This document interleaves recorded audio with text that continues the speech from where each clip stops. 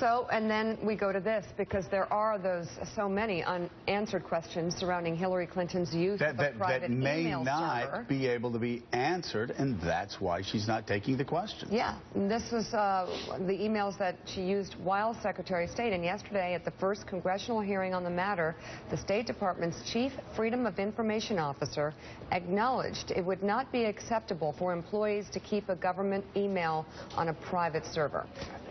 I think that the actions that we've taken in the course of recovering these emails have made it very clear what people's responsibilities are with regard to record keeping. I think the message is loud and clear that that is not acceptable. Okay. So it is a completely unacceptable process going forward, and it should have been retrospectively. Going forward, yes, sir. Yeah. Joyce Barr also reluctantly admitted she had no way of knowing how much official email Hillary Clinton had actually turned over.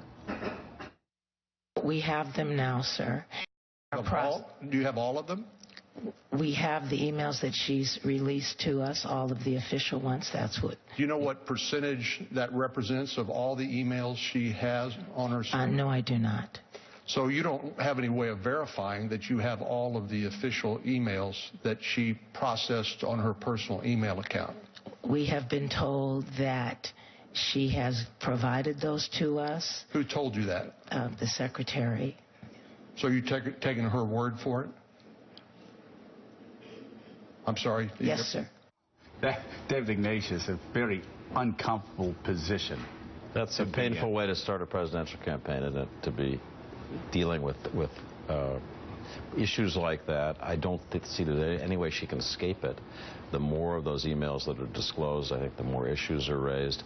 I have friends who work in the State Department who are now describing getting emails from that private server from other people, not Secretary Clinton, but people in her inner circle who are also using it. That's another chapter that is coming in this. And who were some of those other people? We've heard of who Uma might be. You'll have to stay tuned to the Washington Post. We'll give you those names as soon as we have them. Look at that. He's holding it off. So, David, though, doesn't this get back to the bigger problem being that she now has not only the server question that she does not want to be asked on the campaign trail, because that will become the entire story, but now we have all the foreign donations, and we're just at the tip of the iceberg for that. When you have $150 million in personal money going there and more than that to these foundations, and the complex web of relationships between, so many countries and her services. Is she being nibbled at by guppies or by piranhas? I still am not sure at this point whether these are deadly issues or whether they're distracting issues.